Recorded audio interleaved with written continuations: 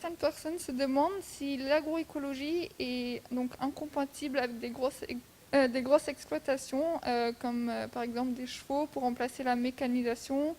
On sent déjà les limites de cette solution si on y réfléchit bien.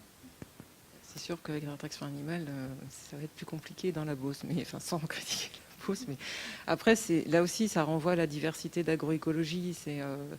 On peut faire de l'agroécologie avec la traction animale, avec tout ce que ça induit comme changement que je décrivais tout à l'heure, mais on peut aussi faire de l'agroécologie, à mon sens, différemment, avec des technologies numériques sur des grandes surfaces, par exemple, ou sans technologie numérique, enfin peu importe, mais sur des grandes surfaces. Le tout, c'est de questionnement, enfin de mon point de vue, évidemment en sciences sociales, c'est de questionner en fait sa posture. C'est toujours la même chose, quoi. C'est-à-dire, qu'est-ce que je change profondément? Est-ce que c'est une simple substitution d'un produit un peu plus vert par rapport à un produit qui était dangereux pour l'environnement? Ou est-ce que je change un peu mes pratiques, mais sans forcément re-questionner complètement la taille de mon exploitation? Et peut-être que cette personne sera amenée à questionner la taille de son exploitation ou pas.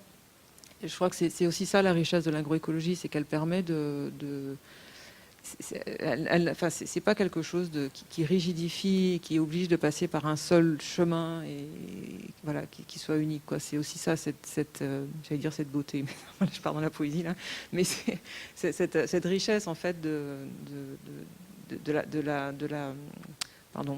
l'inventivité humaine, en fait, de la créativité humaine, et en laquelle je pense qu'il faut faire confiance, en fait, y compris dans des grands systèmes. Mais c'est vrai qu'avec un cheval, là, c'est effectivement. Et puis, je pense qu'il y a aussi un autre enjeu qui est derrière cette question, qui est la question du changement d'échelle de l'agroécologie, qui est quelque chose qui est extrêmement important, qui est travaillé aussi de plus en plus par des scientifiques, parce que je pense qu'il y a un risque de dire, pour l'agroécologie, small is beautiful, et finalement, il faut rester à une petite échelle pour avoir la plénitude, j'allais dire, des interactions que l'on peut avoir entre l'homme, la nature et l'agrosystème. Je pense qu'il y a un réel enjeu à faire en sorte que l'agroécologie puisse concerner aussi les formes d'agriculture sur des grandes surfaces. Et là aussi, il y a beaucoup de travaux en cours sur comment développer l'agroécologie à une échelle territoriale. On y reviendra, là c'est plus dans la 5e séquence, dans la 4e, mais de pouvoir engager voilà, ce changement d'échelle pour que l'agroécologie change réellement le paysage agricole au niveau mondial. D'accord, merci beaucoup.